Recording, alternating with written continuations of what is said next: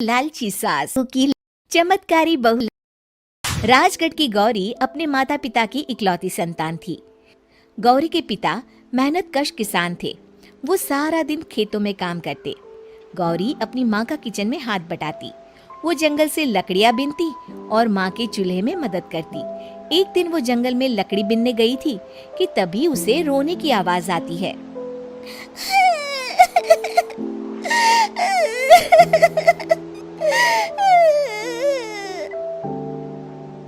अरे, यहाँ कौन रो रहा है?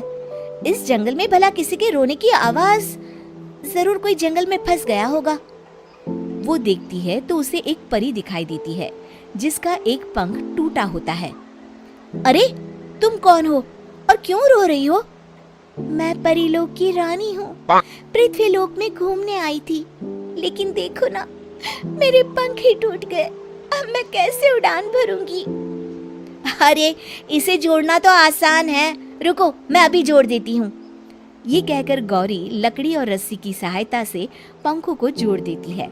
परी अपने जुड़े हुए पंखों को देखकर खुश हो जाती है और गौरी को वरदान देती है कि वो पूर्णिमा की रात किसी भी चीज को हाथ लगाएगी तो वो सोने की हो जाएगी। लेकिन गलती से अगर उसने किसी इंसान को छू लिया तो वो अगली पूर्णिमा तक सोने का ही रहेगा। गौरी घर आती है और सारी बात अपने माता पिता को बताती है। गौरी की माँ उसे कहती है, तू भी ना गौरी, सारा दिन परियों की कहानियाँ पढ़कर स्वप्न लोक में ही रहती है। नहीं माँ, मैं सच बोल रही हूँ। देखो, आज पूर्णिमा की रात है ना, इसलिए डर के मारे मैं कोई सामान भी नहीं छू रही हूँ। अच्छा, ऐसी बात है बिटिया रानी, तो जरा इस घड़े को हाथ लगा दे। गौरी घड़े को जैसे ही हाथ लगाती है वो सोने का हो जाता है।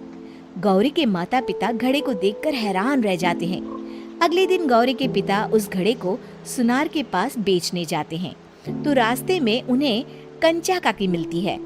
वो सोने का घड़ा देखकर गौरी के पिता से पूछती है, अरे गौरी के बापू, ये पीतल तो बड़ा चमक रहा है। अरे काकी, ये पीतल नहीं, सोना है, सोना। बेचने ले जा रहा हूँ।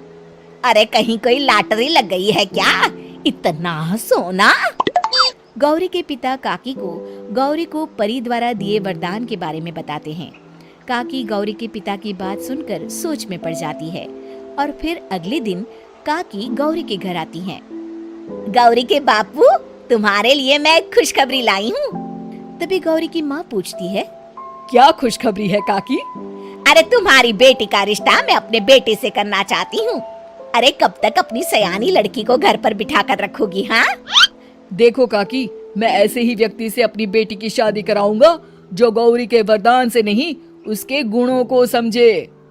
अरे, हमें तो गौरी के गुण अच्छे लगे, इसीलिए तो आ गई हूँ मैं। फिर गौरी के माँ बाप मान जाते हैं और उसकी शादी काकी के बेटे से हो जाती है। अगले दिन, अरे गौरी, कल पूर्णिमा की रात है। तुम्हारे पिताजी परी के वरदान के बारे में बता रहे थे, तो मैं ना कुछ चीजें रख दूंगी, जरा हाथ लगा देना। तभी गौरी का पति वहाँ आ जाता है और अपनी माँ से कहता है, माँ, क्या जरूरत है गौरी के वरदान को इस्तेमाल करने की? वैसे भी मेरी मेहनत से घर तो चल ही रहा है ना। और गौरी के पिता ने भी यही कहा था कि वो ऐसे ही व्यक्ति से उनकी बेटी की शादी करेंगे जो गौरी के वरदान से नहीं, उसके गुणों को समझे। अरे बस कर किताबी बातें। तेरे लिए क्या लड़कियों की कमी थी जो मैं ये किसान की बेटी घर ले आती?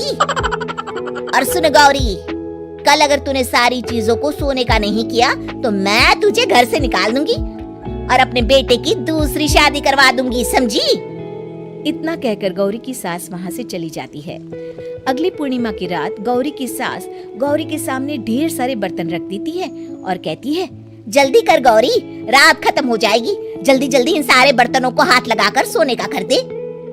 गौरी करती भी तो क्या, वो जैसे ही एक छोटे से बर्तन को छूने वाली होती है कि उसकी सास भड़क जाती है। क्या मजाक बना रखा है? इतने छोटे से बर्तन में क्या होगा? ये ले, ये बड़ा वाला बर्तन। जैसे ही बड़ा सा बर्तन लेकर गौरी की सास उसकी तरफ बढ़ती है, वैसे ही बर्तन के बाहर से वो धड़ाम से गिर जाती है। सास को गिरा देख गौरी उन्हें संभालने दौड़ती है और वो सास को हाथ लगाकर कहती है, अरे सासू माँ, क्या हो गया आपको? कहीं चोट तो नहीं लगी ना? लेकिन जैसे ही वो हाथ सास से हटाती है तो देखती है कि उसकी सास सोने की हो गई है। गौरी सोनी की सास को देखकर रोने लगती है और अपने पति से कहती है, मुझे परी ने कहा था कि अगर मैं किसी इंसान को हाथ लगाती हूँ तो वो अगली पूर्णिमा तक सोने का ही रहेगा। अब मैं क्या करूँ? अरे करना क्या है, माँ को उठाकर अलमारी में रख दो। और हाँ, लालच का फल बुरा ही होता है। ज्यादा बड़े बर्तन को सोने का बनाने के चक्कर में माँ का ये हाल हुआ है। ये कहकर वो दोनों माँ की तरफ देखने लगते हैं।